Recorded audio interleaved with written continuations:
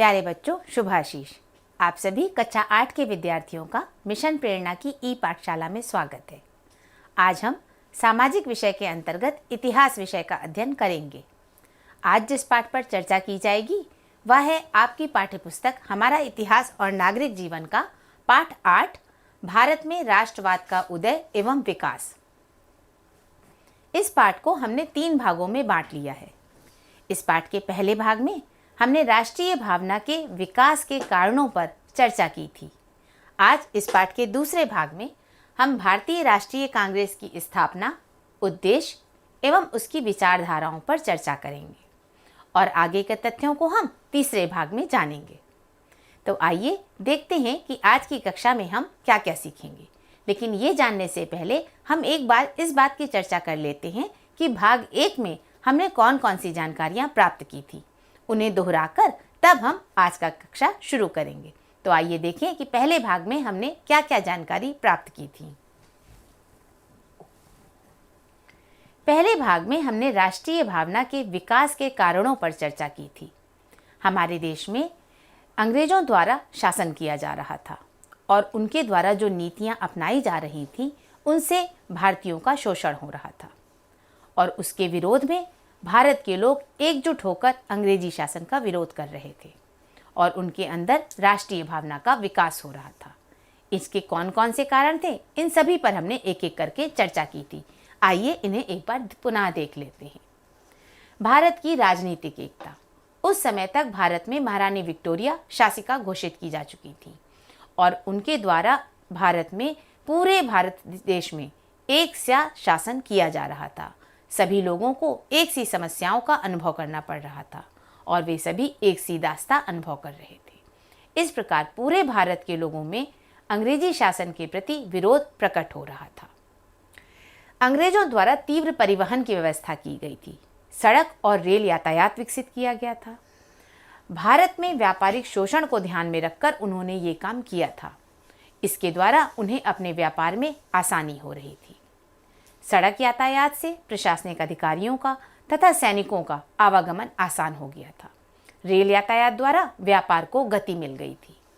परंतु इस तीव्र परिवहन की व्यवस्था से भारत के विभिन्न प्रांत आपस में जुड़ गए थे। साथ ही साथ छोटे छोटे गांवों को भी मुख्य नगरों से जोड़ दिया गया था। इस तरह सड़कों का निर्माण हो जाने से सभी लोगों के लिए आवागमन आसान हो गया था और एक दूसरे से संपर्क बनाए रखना भी आसान हो रहा था। डाक तथा संचार व्यवस्था को भी अंग्रेजी शासन ने शुरू किया था।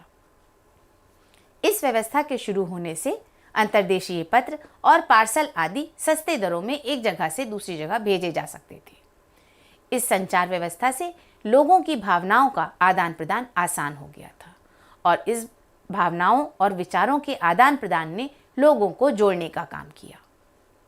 एक नए बुद्धिजीवी वर्ग का उदय हो गया था जो समाज में व्याप्त कुरीतियों को दूर करने का प्रयास कर रहे थे। भारत में उस समय तक पाश्चात्य शिक्षा का जोर हो गया था। साथ ही साथ मानवतावाद, विज्ञानवाद, तर्कवाद ने जोर दिया था। इससे जो नया बुद्धिजीवी वर्ग उदय हुआ था वह भारत के लोगों में राष्ट्रीय भावना को बढ़ा रहा था। वे अपने अधिकारों से परिचित थे।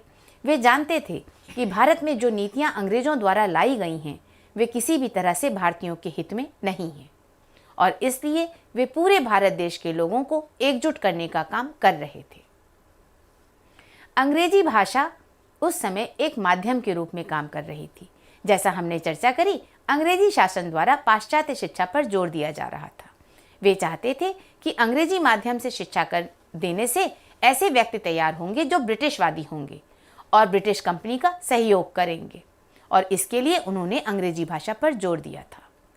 लेकिन अंग्रेजी भाषा के प्रचार प्रचार से लोगों के बीच अंग्रेजी भाषा एक संपर्क भाषा के रूप में विकसित हो गई और भारत के विभिन्न भाषाई क्षेत्रों में रहने वाले लोगों को आपस में एक दूसरे से अपनी बात कहना आसान हुआ और अंग्रेजी भाषा एक संपर्क भाषा के रूप में विकसित हुई। उस समय भारतीय समाचार पत्र और साहित्य प्रकाशित किए जाते थे जिनमें विभिन्न प्रकार के लेख निकलते थे। ये लेख देश प्रेम की भावना को बढ़ाते थे। साथ ही साथ उसमें अंग्रेजी शासन की सभी नीतियों की चर्चा होती थी। इस तरह से ये हमारे राष्ट्रवाद को बढ़ाने में बहुत मदद कर रहे थे। अंग्रेज शासकों का नस्लीय दंभ। अंग्रेज शासक अपने को भारतीयों से श्रेष्ठ समझते थे और भारतीयों में इस तरह से एक तरह का विरोध पैदा होने लग गया था अंग्रेजों के प्रति, और यही अंग्रेजों के प्रति विरोध भारतीयों को जोड़ने का काम कर रहा था। आर्थिक राष्ट्रवाद के अंतर्गत हमने अर्थव्यवस्था से संबंधित नीतियों की बात की थी। अंग्रेजी शासन द्वारा अर्थव्यवस्था और राजस्व नीति के तहत जो भी नीतियां बनाई जा रही थीं, वे भारतीय अर्थव्यवस्था को कमजोर कर रही थीं। वे सभी नीतियां केवल ब्रिटिश शासन और इंग्लैंड के हित को ध्यान में रखकर बनाई जाती थीं, और इस प्रकार से ये सभी नीतियां भारतीयों के हित में नहीं थीं। इस प्रकार पूरे भारत में अंग्रेजों की दमन नीति के विरोध में राष्ट्रवाद की भावना जोर पकड़ रही थी, और ये भावना लोगों को जोड़ने का काम कर रही थी। आइए इससे आगे के तथ्यों को हम अपनी आज की कक्षा में जानें। देखते हैं कि आज की कक्षा में हम क्या क्या चीजें सीखेंगे। आज हम सबसे पहले ये जानेंगे कि किस प्रकार भारतीय राष्ट्रीय कांग्रेस की स्थापना हुई। हमने चर्चा की थी कि अलग अलग क्षेत्रों में अलग अलग क्रांतिकारियों द्वारा आंदोलन किए जा रहे थे। इन सभी आंदोलनों को अंग्रेज शासन आसानी से दबा दे रहा था। इसीलिए ये जरूरत महसूस होने लगी कि सभी लोग सामूहिक रूप से व्यापक स्तर पर कार्य करें, और इसी जरूरत को पूरा करने के लिए एक भारतीय राष्ट्रीय कांग्रेस नाम की राजनीतिक अखिल भारतीय राजनीतिक संस्था का जन्म हुआ। इसकी स्थापना किस प्रकार हुई, इस पर हम चर्चा करेंगे। किसी भी संगठन को बनने में कई अवस्थाओं से गुजरना पड़ता है। राष्ट्रीय कांग्रेस की मुख्य अवस्थाएं क्या थीं, इस पर भी हम चर्चा करेंगे। कांग्रेस का प्रथम अधिवेशन कब और कहां हुआ, इसे जानेंगे। साथ ही उस प्रथम अधिवेशन में घोषित उद्देश्य क्या थे, इसकी भी जानकारी आपको प्राप्त होगी। कांग्रेस में बहुत सारे लोग जुड़े हुए थे। बहुत सारे लोगों के जुड़ने के कारण अलग अलग तरह के विचार भी थे उसमें। इन सभी को कांग्रेस में दो मुख्य विचारधाराओं में बांटा गया था। इनके बारे में भी हम अपनी आज की कक्षा में जानेंगे। तो बच्चों, आइए शुरू करते हैं इस पाठ का दूसरा भाग। आप सभी ध्यान से देखिए, सुनिए और समझिए। बच्चों, जैसा हमने चर्चा करी थी, उस समय तक भारत में अलग अलग क्षेत्रों में बहुत सारे आंदोलन चल रहे थे। बहुत से स्थानीय विद्रोहों के बारे में भी हमने अपनी पिछली कक्षाओं में जाना है। उन सभी स्थानीय विद्रोहों को अंग्रेजों द्वारा आसानी से दमन कर दिया गया था। हमने प्रथम स्वतंत्रता संग्राम यानी कि 1857 में हुए संग्राम के बारे में भी चर्चा की थी। ये संग्राम बहुत वीरता के साथ और बहुत व्यापक स्तर पर किया गया था, परंतु फिर भी सन 1858 में अंग्रेजों ने इस स्वतंत्रता संग्राम का दमन कर दिया और बहुत सारे क्रांतिकारियों का अंत कर दिया। इन सब के होने के बाद सभी ये समझ गए थे कि जब तक पूरे भारत के लोग एक साथ आकर एक साथ कार्य नहीं करेंगे, तब तक हम अपने भारत को स्वराज नहीं मिल पाएगा हमें, और हम अपने आंदोलन को विजयी रूप नहीं दे पाएंगे। इसी बात को ध्यान में रखकर सन 1885 में भारत के इतिहास में एक नए युग का आरंभ हुआ। इस वर्ष भारतीय राष्ट्रीय कांग्रेस के नाम से एक अखिल भारतीय राजनीतिक संस्था का जन्म हुआ। अखिल भारतीय राजनीतिक संस्था इसलिए कहा गया क्योंकि इसमें पूरे देश के लोगों को जोड़ा गया था, और इस तरह से भारतीय राष्ट्रीय कांग्रेस के नाम से अखिल भारतीय राजनीतिक संस्था बनी। भारतीय राष्ट्रीय कांग्रेस की स्थापना में श्री एलन ऑक्टेवियन ह्यूम, जिन्हें A.O. ह्यूम के नाम से जाना जाता था, उनकी मुख्य भूमिका रही। ये एक अवकाश प्राप्त अधिकारी थे। ये एक अंग्रेज उदारवादी थे जिन्होंने भारतीय राष्ट्रीय कांग्रेस की स्थापना में अहम भूमिका निभाई। ये श्री A.O. ह्यूम जी का चित्र है, इन्हें आपको अवश्य पहचानना चाहिए।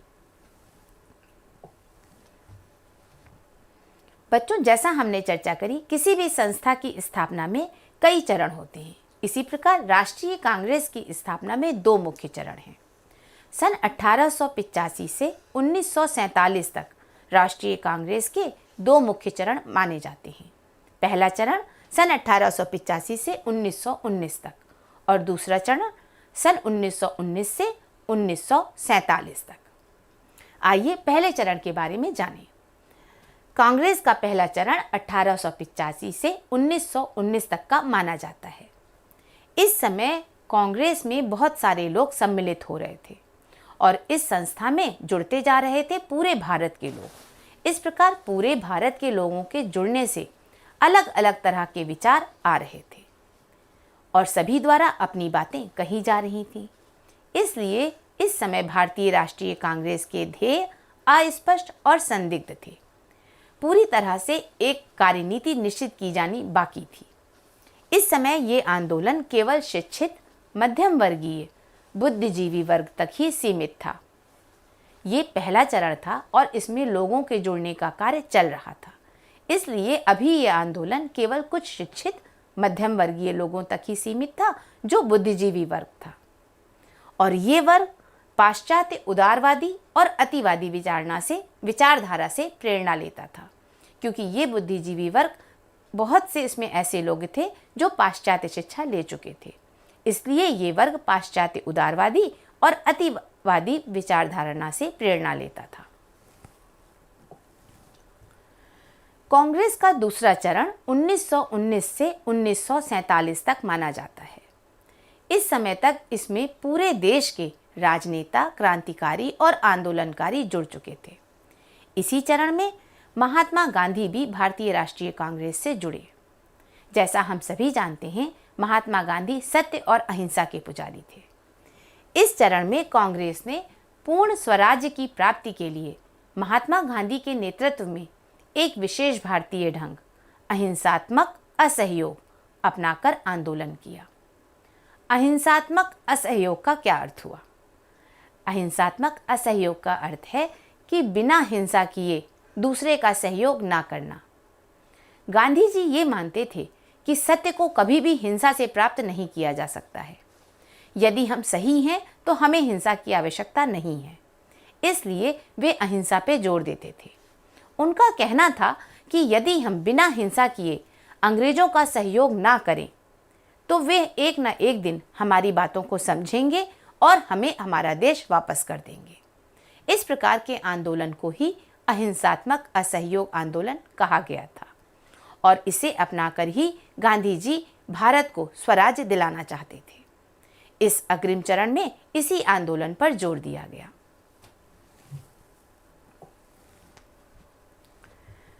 जैसा हमने चर्चा करी, इस समय कांग्रेस के दो चरणों में विभिन्न तरह के लोग, विभिन्न भाषाई लोग और विभिन्न पूरे सारे प्रांतों के लोग जुड़ रहे थे। इतने सारे लोगों के जुड़ने के कारण ये आवश्यकता महसूस हो रही थी कि सभी लोग एक जगह, एक मंच पर इकट्ठा होकर अपनी बात कहें, दूसरों की बातों को समझें और एक कार्य योजना बनाएं। इस तथ्य को ध्यान में रखकर कांग्रेस का एक सम्मेलन किया गया, जिसे इतिहास में कांग्रेस का प्रथम अधिवेशन के नाम से जानते हैं। कांग्रेस का प्रथम अधिवेशन सन 1885 ईस्वी में बंबई में हुआ। बच्चों, बंबई को अब मुंबई के नाम से जाना जाता है। कांग्रेस के इस अधिवेशन में बहुत सारे नेता शामिल हुए, जिनमें शामिल होने वाले प्रमुख भारतीय नेता थे दादा भाई नौरोजी, काशीनाथ, फिरोज शाह मेहता, एस सुब्रमण्यम अय्यर, पी आनंद गोपाल, गणेश आगरकर और सुरेंद्र नाथ बनर्जी। बहुत सारे नेता इसमें शामिल हो रहे थे और अपनी बातों को रख रहे थे। उनके विचारों का आदान प्रदान किया जा रहा था और सभी के द्वारा मिलकर एक कार्य योजना बनाने की तैयारी की जा रही थी। इस अधिवेशन की अध्यक्षता श्री व्योमेश चंद्र बनर्जी जी ने की। बच्चों, ये कांग्रेस के प्रथम अधिवेशन का चित्र है जो मुंबई में 1885 में हुआ था। ये आपकी पाठ्यपुस्तक में दिया हुआ है। इसे आप अपनी पाठ्यपुस्तक में ध्यान से देख सकते हैं। जैसा इस चित्र में दिखाई दे रहा है, इसमें बहुत सारे लोग शामिल हैं। इसमें वो सभी लोग शामिल हैं जिनका नाम अभी हमने लिया।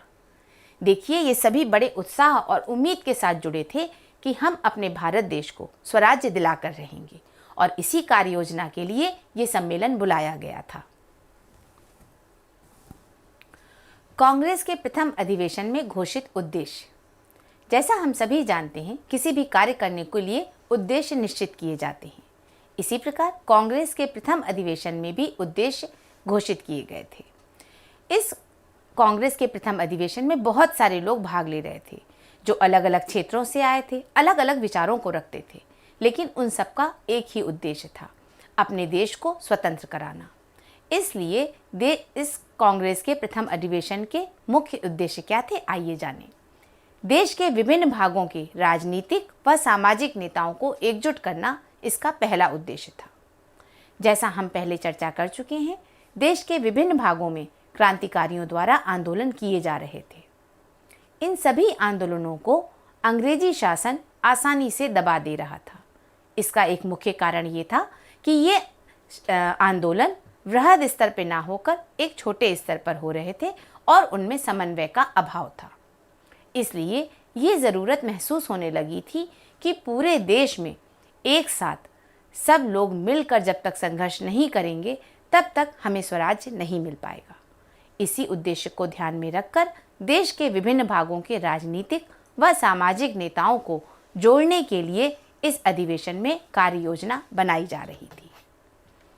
इस अधिवेशन का दूसरा उद्देश्य था भारतीयों में राष्ट्रीय एकता की भावना विकसित करना। जैसा हमने इस पाठ के पहले भाग में जाना था, उस समय अंग्रेजी दमन नीति के विरोध में लोग एकजुट होने लग गए थे। उनमें राष्ट्रीय एकता की भावना बढ़ रही थी और इस अधिवेशन में ये एक मुख्य उद्देश्य रखा गया कि भारत के जन जन में इस भावना को बढ़ाया जाए। जब तक भारत के सभी लोगों में अपने देश के प्रति प्रेम और गर्व की अनुभूति नहीं आएगी, तब तक हम विजयी नहीं हो पाएंगे। इसलिए भारतीयों में राष्ट्रीय एकता की भावना बढ़ाने का एक मुख्य उद्देश्य था। इस अधिवेशन का तीसरा उद्देश्य था राजनीतिक और सार्वजनिक प्रश्नों पर अपने विचारों को अभिव्यक्त करना। उस समय सभी को राजनीतिक और बहुत सारी परेशानियों का सामना करना पड़ रहा था। सभी नेताओं का ये विचार था कि प्रत्येक जनमानस को अपने प्रश्नों को रखना चाहिए और उन्हें अभिव्यक्त करना चाहिए। जब सब लोग अपनी बात कहेंगे तो धीरे धीरे ये बात अंग्रेजी शासन तक पहुंचेगी और वो हमारी समस्याओं को समझ पाएंगे। इन सब उद्देश्यों को लेकर के ही कांग्रेस का प्रथम अधिवेशन हुआ था। कांग्रेस के इस अधिवेशन में दूर दूर के क्षेत्रों के लोग आए थे। देश के हर वर्ग के लोग इसमें शामिल थे और देश के हर वर्ग के लोगों की अलग अलग समस्याएं थीं। इस तरह से कांग्रेस के अधिवेशन में देश के हर वर्ग के लोगों की समस्याओं पर चर्चा की जा रही थी। इन अलग अलग वर्गों की समस्याओं के साथ साथ लोगों की अपनी समस्याएं भी थीं, जिनका सामना प्रत्येक भारतीय नागरिक को करना पड़ रहा था। इसलिए कांग्रेस के अधिवेशन में सभी की समस्याओं पर चर्चा हो रही थी और उनका हल ढूंढा जा रहा था। ऐसे प्रयास किए जा रहे थे कि सभी के विचार विमर्श से उन समस्याओं को हल किया जा सके।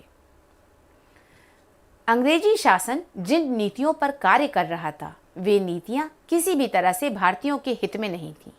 वे केवल उन्हीं नीतियों को लागू करते थे जो इंग्लैंड और ब्रिटिश शासन को फायदा देती थी।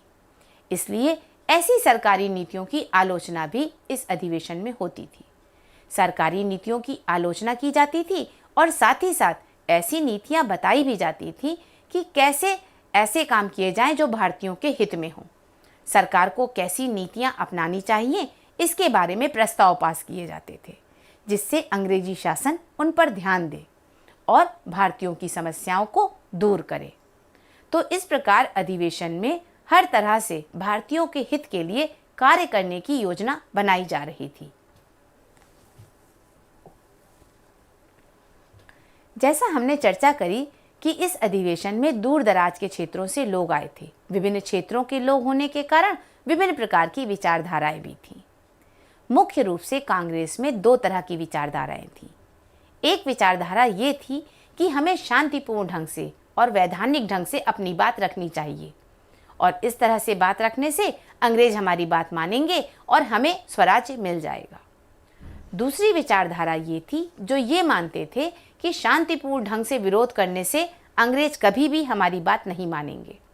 जब तक हम उग्र प्रदर्शन नहीं करेंगे तब तक वे हमारी मांगों को नहीं मांगेंगे। इस प्रकार से उस समय कांग्रेस में मुख्य दो विचारधाराएं पनप रही थीं, जिन्हें नरम दल और गरम दल का नाम दिया गया था। आइए पहले नरम दल के बारे में जानें। नरम दल में कांग्रेस के वे नेता थे जो शांतिपूर्ण तथा वैधानिक ढंग से देश की आवश्यकताओं को पूरा कराना चाहते थे। ऐसे नेता उदारवादी नेता कहलाते थे। उनका विश्वास था कि अगर जनमत को उभारा जाए और प्रार्थना पत्रों, सभाओं, प्रस्तावों तथा भाषणों के द्वारा जनता की मांग को शासन तक पहुंचाया जाए तो वो धीरे धीरे करके एक एक करके हमारी मांगों को पूरा कर देंगे। वो ये मानते थे कि हमें किसी भी तरह की हिंसा की आवश्यकता नहीं है। हम अपनी बात को शांतिपूर्वक ढंग से शासन तक पहुंचाएं। इसके लिए हम प्रार्थना पत्र दे सकते हैं, सभाएं कर सकते हैं और विभिन्न माध्यम से हम अपनी बात को शांतिपूर्ण ढंग से शासन तक पहुंचा दें तो वे धीरे धीरे करके हमारी मांगों को पूरा कर देंगे। इन नरम दल के नेताओं में दादा भाई नौरोजी, गोपाल कृष्ण गोखले, मदन मोहन मालवीय व सच्चिदानंद सिन्हा आदि प्रमुख थे। बच्चों, आप इन चित्रों को देख रहे हैं। ये दादा भाई नौरोजी, गोपाल कृष्ण गोखले और मदन मोहन मालवीय जी के चित्र हैं। ये सभी हमारे देश के वो नेता हैं जिन्होंने बहुत उम्मीद और बहुत संघर्ष के साथ हमारे देश को स्वराज दिलाने के लिए कार्य किया।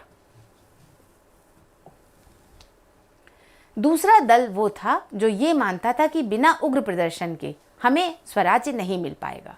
इस दल को गरम दल का नाम दिया गया था। 19वीं सदी के अंतिम वर्षों में राष्ट्रीय आंदोलन में इस विचारधारा का उदय हुआ था। इस विचारधारा के अनुसार अंग्रेज सरकार से केवल अनुनय विनय करके भारतीय अपने अधिकारों को प्राप्त नहीं कर सकते थे। इनकी मान्यता थी कि वे उग्र विरोध के बिना हमारी मांगें पूरी नहीं करेंगे। केवल शांतिपूर्ण सभाएं करने से, प्रस्ताव पास करने से या प्रार्थना पत्र देने से अंग्रेज हमारी मांगों को नहीं मानेंगे जब तक कि हम उग्र प्रदर्शन नहीं करेंगे। और इसीलिए इस दल को गरम दल का नाम दिया गया था।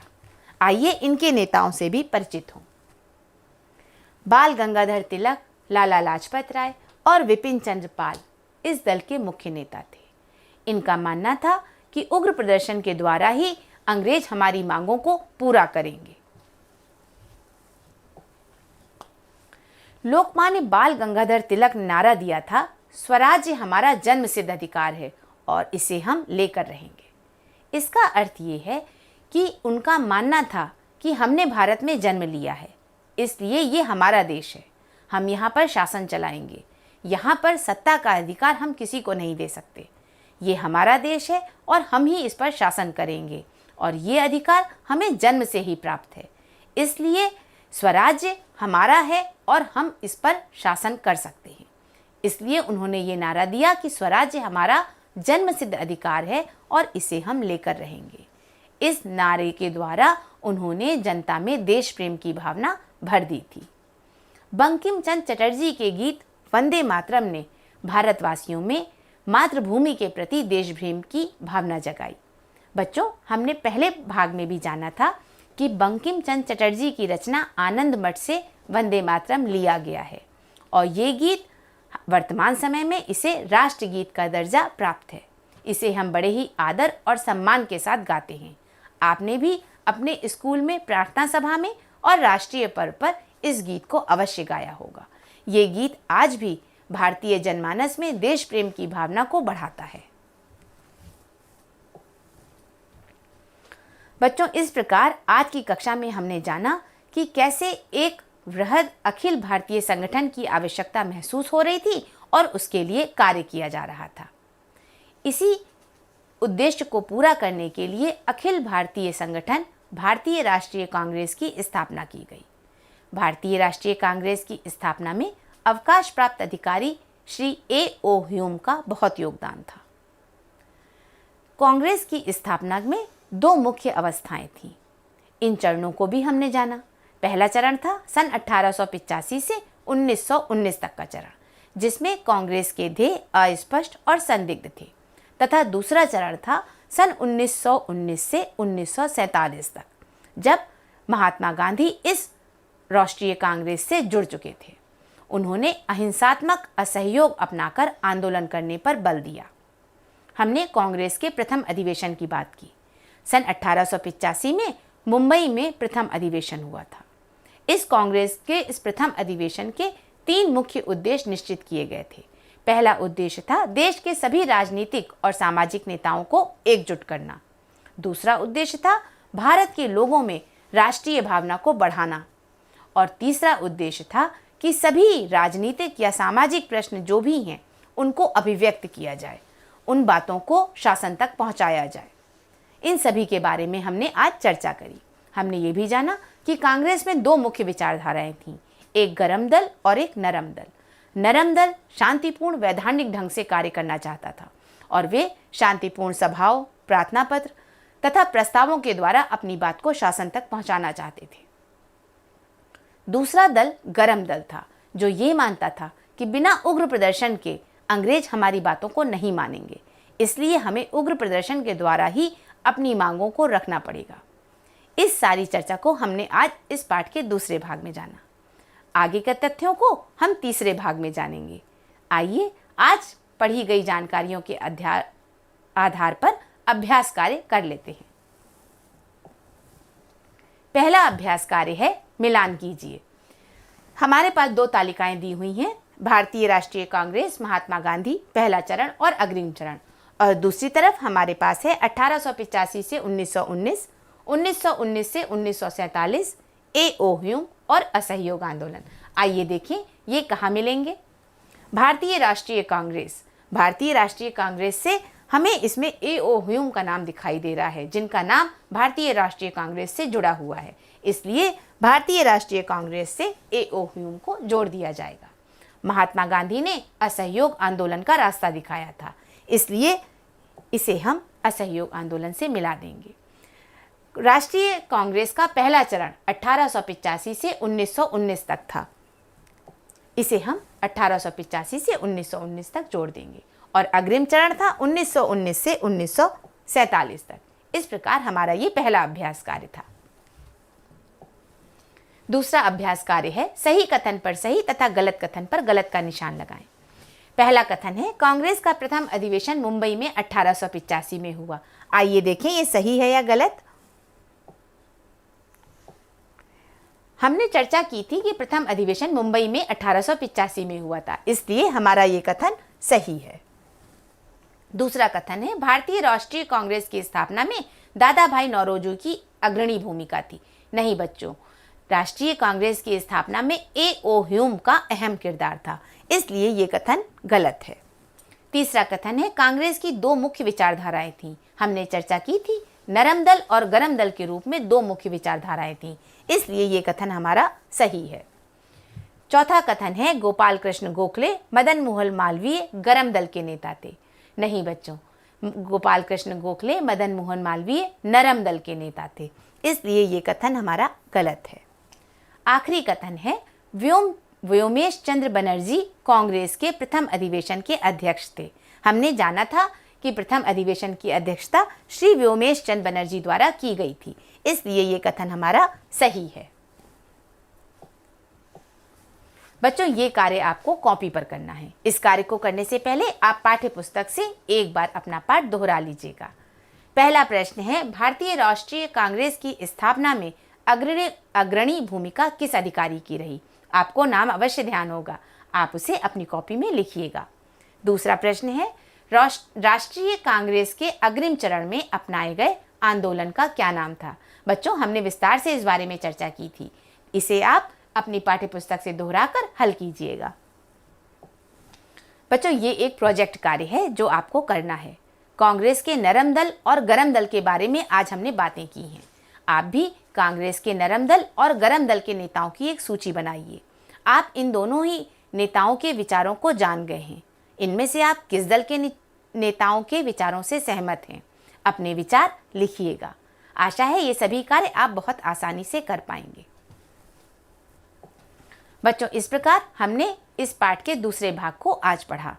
अगली कक्षा में इस पाठ के तीसरे भाग के साथ हम आपसे पुनः मिलेंगे। तब तक आप सभी अच्छी तरह पढ़ाई करते रहिए और स्वस्थ रहिए। धन्यवाद बच्चों।